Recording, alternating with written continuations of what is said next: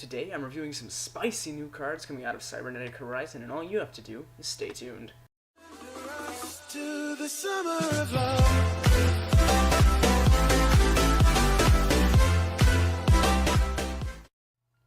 What's up everybody, it's Rexbroke here, and today we're going to be reviewing the new Palladion archetype that's coming out of, I think it is Cybernetic Horizon.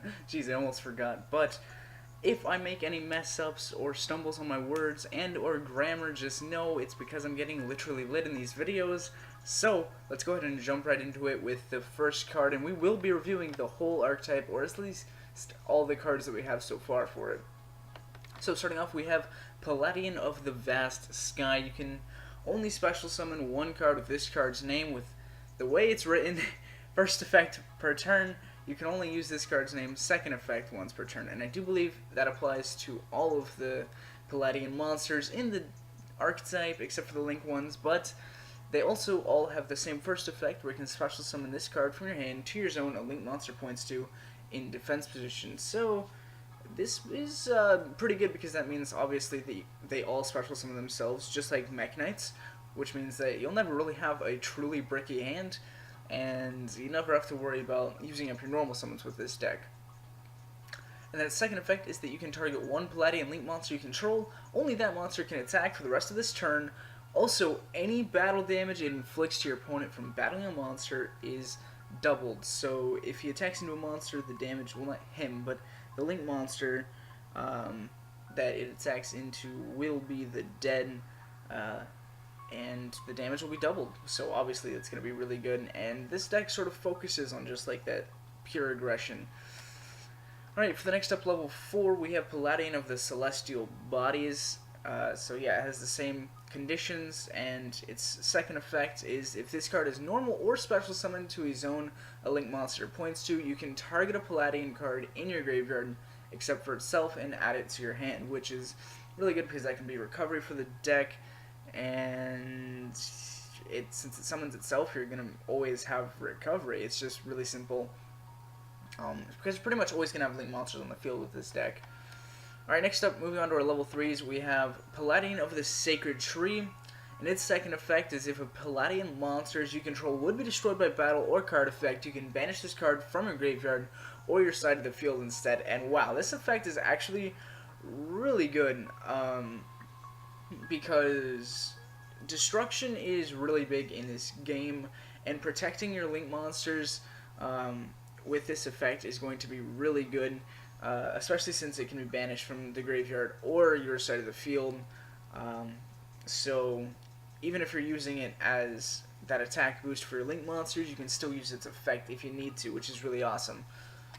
Alright, moving on, we have Palladion of the Fiendish Illusion, and I don't know, this artwork just really reminds me of the like kind of like the Phantom Knights, I guess. That's off topic.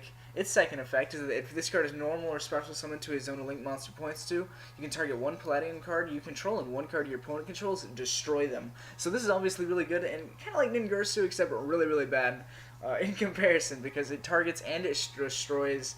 However, at the same time, it's still a really good effect because, you know, obviously it can target itself, and since it only has 400 attack, you're pretty much going to use it only to blow itself up and get rid of something on your opponent's side of the field. So it's still pretty good. Next up, we have for the last Palladion effect monsters, we have Palladion of the 100 Beasts. And its second effect is that you can target a Palladion Link monster you control, and during this turn, if it attacks a defense position monster, it gets piercing. So that means that, you know, higher attack over lower defense, the difference is dealt as battle damage. That's what if you don't know, that's what piercing is. Alright, you should know though, you're watching a competitive-ish video.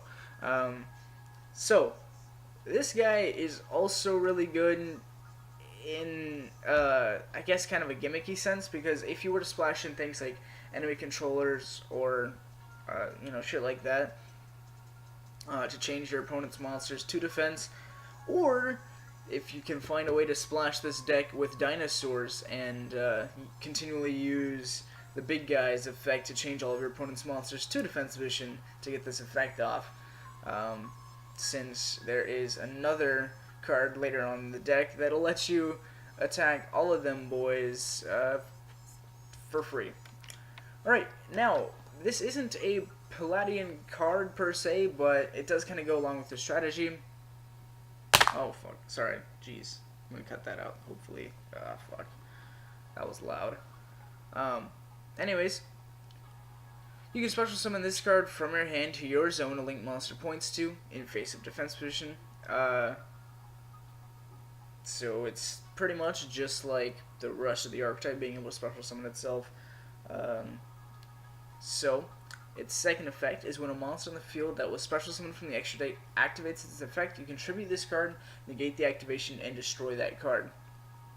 Also, kind of forgot to mention, what kind of makes this card worth running so far is that its attack is 2000, which means that it'll boost up your Palladion Link monsters by that attack, which is really awesome. And then its third effect, which is a hard once per turn. If this normal summon card is tributed, you can add a World Legacy Stellar Trap from your deck to your hand. Luckily, we don't have to worry about that third effect in this deck. We're just going to be using the first two.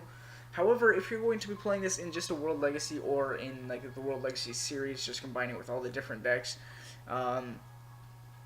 you're probably only going to be using its second, and well, you might use all of its effects, but you'll pretty much only have access to the third one if you're playing other decks. But yeah. Reunite Palladion. Palladion Link monsters gain 500 attack, which is already pretty good. And then once per turn, you can target a Palladion monster you control. It can attack all monsters your opponent controls one-sheets. However, no other monsters you control can attack this turn, which honestly isn't that big of a deal, because usually we're only going to have one beater at a time, and then just cards to support that beater. So this is really good, being able to attack all of your opponent's monsters, and if your opponent isn't prepared for this, they're going to be in trouble. Next up, Obade Palladion. Oh jeez, what a weird word. So it's a hard once per turn, where you can target a face-up Palladion you control. This turn, that Palladion monster is unaffected by card effects except for its own effects. So this is really good, and this is really good, but almost like too simple in my opinion. Like I wish it had a little bit more, like maybe a banish effect or something. But it is what it is, and it is a really good way to protect your beater and just let it live for that turn. And then we have a trap card as well, which is Crusade Palladion. It's a continuous hard once per turn trap. When activated, you contribute a Palladion or World Legacy monster to special summon a Palladion or World Legacy monster with a different original name from your deck or graveyard. So this is a good card in my opinion as well. But hold on, sorry, I'm getting ahead of myself. The second effect is if you control a Palladion Link monster, your opponent cannot target monsters for attacks except Link monsters. This is this is so good, because since that's just a continuous effect, that doesn't mean that it activate. That means that it doesn't activate, which means that it can't be negated unless they activated something that just purely negate trap effects on the field. And this makes it so that they have to attack your beater that has like hella high attack. And also its first effect is really good as well, because you can get rid of one of your smaller Palladions for a bigger one, or even your World Legacy Crown, to, you know, obviously boost up your Link monsters. So this is definitely a good card. I'd probably only play it at 1 or 2 though, probably just 1, but it is a really good card nonetheless. And now for Link monsters, there is Magias Palladion. Its third effect is a hard once per turn, but its first effect, before I get to its effects, because I didn't write it down there, its materials is just one Palladion monster other than a card with its name, the same name as it. But its first effect is that this card gains attack equal to the original attack of the monster it points to, and that applies to all of the Palladion Link monsters, so I'm going to stop reading that one here. Its second effect, the monsters this card points to cannot attack. I do believe that is also the case with the other Link monsters as well. And then its third and final effect, if an effect monster is special summoned to a zone this card points to, you can add a Palladion monster from your deck to your hand, meaning that if you start with 2 Palladion monsters, you're going to be able to make a Link 3 in your first turn, which some decks might find really appealing, and decks that are already playing the Brilliant Fusion engine might look at and say, hey, it's not that hard to splash in 6 cards and play just an engine where you're hoping to draw 2 of them bitches. So yeah, it's definitely good. And then our link 2, Regulux Palladion. You can only use its third effect is also hard once per turn, and like, oh yeah, so its first and second effects are the same as the last one. But if an effect monster special summon to his own discard points you can add a Palladion spell or trap from your deck to your hand. So after you go from Magias getting your monster, now you can get a spell or a trap too, which is really amazing, and then go into your link 3. And its third effect is that once per turn, quick effect, you contribute 1 Palladion or World Legacy monster you control that this card points to, then target a face-up card your opponent controls, and until the end of this turn, that card's effects are negated. So this is just like an effect failure for anything, and it's so good, so good. That kind of negation is really what the World Legacy storyline has been needing, and this is probably going to be a new staple, Link 3, because its materials are just 2 or more effect monsters, including a Link monster, and people can make an Ingursu really easily, and if you ever have 3 monsters, you're going to be able to go into a Link monster anyway, so just make a Link monster, then summon this guy.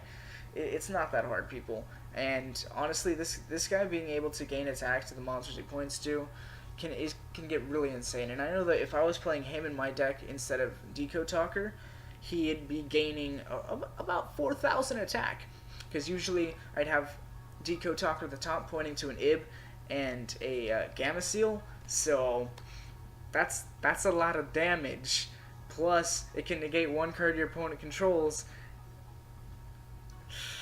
and all the other cards here too. Oh man, this is going to be such a fun OTK deck, and let me know what you guys think of this, and if you want to see like a deck profile on it, or if you think this deck is a dud. I personally couldn't imagine anyone seeing it as a dud. I've heard speculation this is going to be the next tier 0 deck even, like better than Zodiac. So let me know what you think. So if you enjoyed this video, please like, comment, and subscribe if you haven't already. Thanks for watching. Hope to see you next time, and as always, have a roaring good day.